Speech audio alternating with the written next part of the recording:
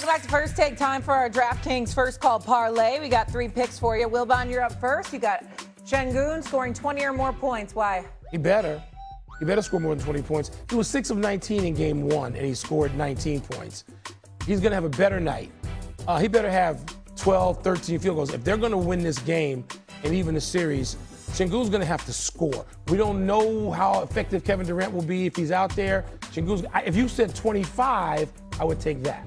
Okay, Perk, you're going with Şengün too here. A prop, grabbing 9 or more boards. He better have a 20 and 10. Like, in my opinion, DeAndre Ayton outplayed him. He got to get his lick back, and especially if KD is out there, Şengün needs to be featured. He is going to be featured. He is the face in the front. He is the face of this franchise, and this is a moment because they can't lose this game tonight. So right now, Kevin Durant's still a game-time decision. I'll go the other way. I'll go with LeBron to put up 25 or more points tonight, because LeBron has faced the Rockets 6 times in the postseason in his career. 3 of those times he's scored more than 25 points. In all 6 of those games, he's averaged 24.7 points. This feels like a given to me, especially if Durant's not there. He'll take over 25 or more for LeBron tonight. Let's stick with the Lakers. Is this series over if LeBron and LA win it tonight against the Rockets? Perk. Hell yeah. It's over with. It's over with for the Rockets. The Rockets are in a must-win situation tonight. If they go down 0-2 to a LeBron-led team, the way that these vets showed that they could play Luke Kennard, Marcus Smart, DeAndre Ayton, who, by the way, was on Phoenix Suns finals team as the center. The Rockets are dead bird tall grass, because Braun is going to go down to Houston and get one of those games, 3 or 4. And the thing is that Houston has a bigger problem. See, LeBron James' IQ is one thing, right? And his talent is one thing, but his IQ is another. We saw him locked in. The world saw him locked in and was focused on him offensively. I was watching him defensively. And when he gets to be in that back line and talking and communicating, their game plan is fit to beat the Rockets. And I don't know if the Rockets have an answer, meaning they're going to continue to pack the paint, and the Rockets got to make jump shots. And outside of Reed Shepherd and possibly KD, if he come back, we don't trust the Rockets, because history in the regular season tells us so. They're one of the worst three-point shooting teams in the entire NBA. And not a good clutch time team if this comes down to it. Look, if KD doesn't play, or if KD is reduced because of this knee injury, they're done. The Rockets have no chance if KD's not out there. He's got to be reduced. How does he miss game 1 and then comes back full force? It's really hard to see. And it's amazing. We were talking just a few days ago about can the Lakers steal a game at home, and now they were so heavily favored, the Rockets were. And so now they're in control of the series, and so much of this will hinge on KD. But like we talked about with Şengün, okay, you're talked about in that sort of rising star sense. Here it is. Here's the chance to do that. But man, who knows? Game time. I guess literally, Shay, we're talking about game time for KD. But yeah, if the Lakers win tonight, you can put a wrap on this thing. Okay. I believe the Lakers, once they go up 2-0, have advanced every time that has happened in history. Let's recap, though. We got Şengün going for 20 or more points and grabbing 9 or more boards. Also, we have LeBron putting up 25 or more points tonight against the Rockets. If you agree with those picks, head over to DraftKings Sportsbook for the First Take, First Call Parlay. It's priced at plus 490 odds. Go get it. It's a winner. That's a winner right there. Coming up here on First Take, which player will be the talk of the town tomorrow after more Game 2s? Sort of your usual suspects. This was a villain role generally acquired by one Trae Young, but he was traded to Washington for that guy, CJ McCollum, who stepped in and filled the role nicely. Game 2 of this series, Jalen Brunson hits the triple. Knicks up 6. They're up 1-0 in this series, but CJ McCollum, the 34-year-old wonder, wing triple, got it. Hawks down 57-54. They trailed the entirety of this game until we got to the 4th. Mikal Bridges, 61-54, hits the floater at the buzzer. Going to have another opportunity at the buzzer later in this game. That's foreshadowing. Jose Alvarado to El Cato Grande, 86-77. And then Big Cat, three-point champ.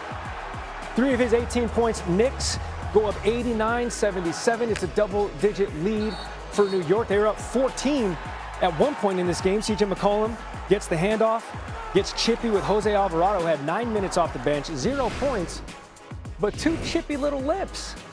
Knicks led by 12 going into the fourth. They're 64-1 all time when going into the fourth quarter of a playoff game, up double digits.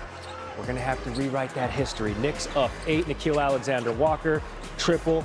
Got it. Hawks down 100-97. Big block. On the other end, Jalen Johnson. It's 100-99. A couple plays later, same score. CJ McCollum going to cross JB. For the 34-year-old, the Hawks take a 101-100 lead. Not just their first lead of the game, their first lead of the series. CJ wasn't done. Said afterward, we got to play until the clock hits 0. Hawks go up 3, 103-100. But JB, triple, got it, tied, yes. 40 seconds to go. Same score in the game. McCollum falling away. This time he has it. 32 points. He has 30-point performances for 3 different franchises in the playoffs. That's it? Portland, the Pels, and the Hawks. He's a man of flight. He's a bird. Jalen Johnson off the turnover, 107-103. 10 seconds to go, though. Jalen Brunson and the Knicks chipping back. That's a home rattle. Despite the Knicks only scoring 15 points in the fourth quarter, that's the least amount of points they've scored in the fourth quarter in the regular season or playoffs this year. McCollum gets fouled. He is going to the line. Just cash them. That's all you got to do. Just hit your free throws. They're free. He misses them both.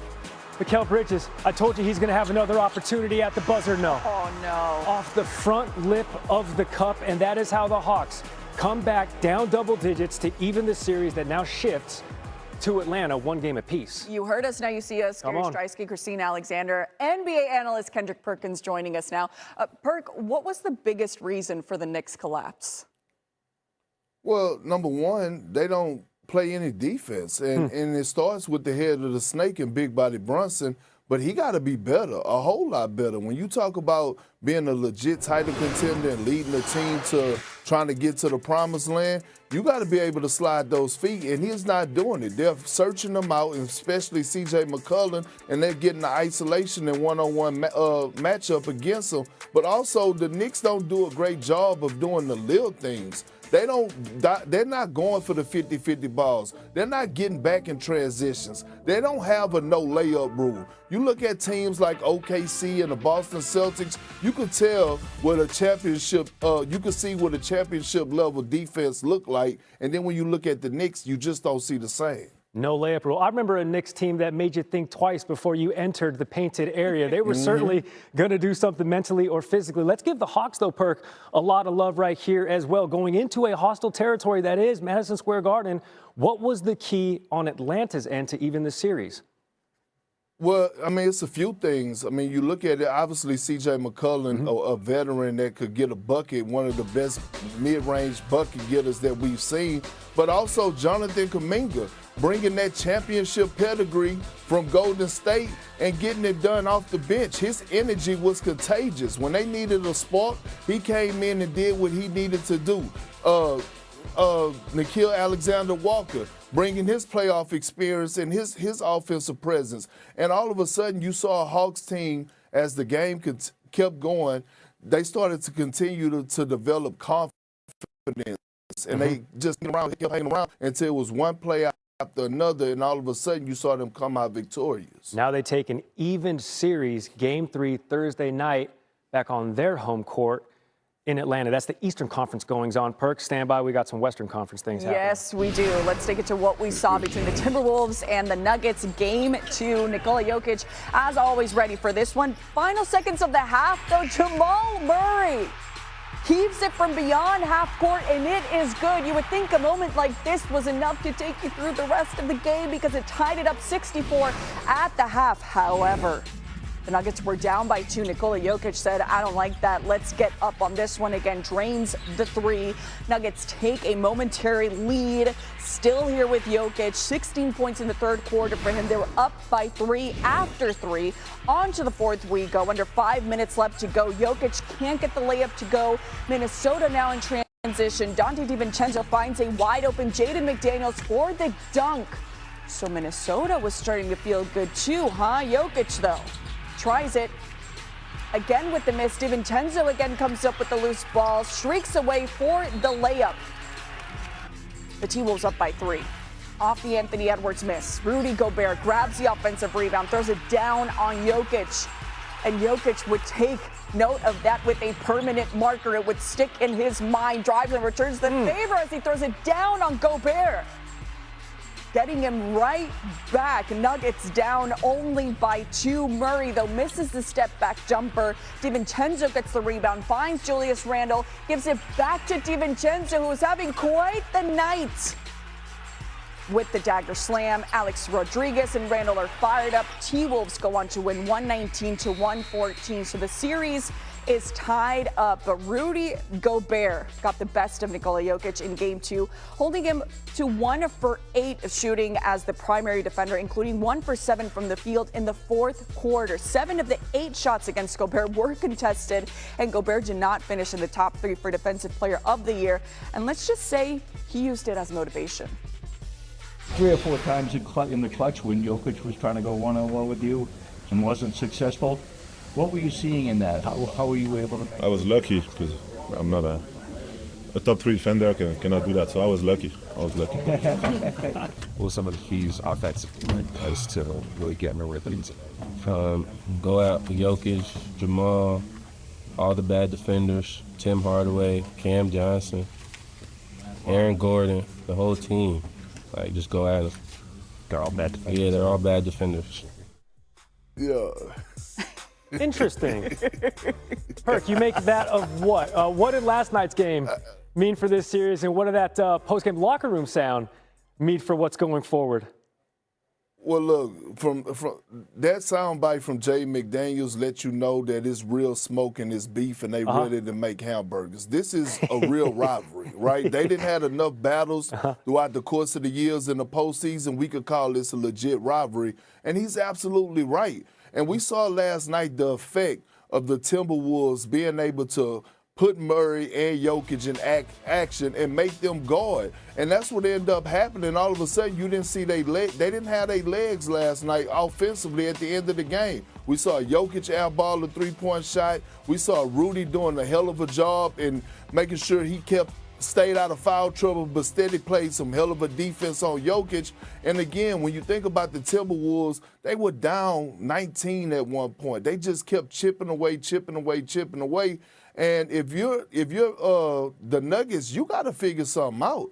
You got to find more rest for Murray and Jokic, or find another option offensively to get those guys some help, whether it's, Aaron Gordon or whatever the case may be. If not, this series is going to be over, and Minnesota is going to be heading to the crib with it. It's now at this point going to Minnesota, and you're talking about Jokic and Murray. They had 50 combined points through quarters 1 through 3. Then the fourth quarter happened. They combined for 4 points, and now the Timberwolves have an even series, taking it back to their home court. Perk, much appreciated. Appreciate it.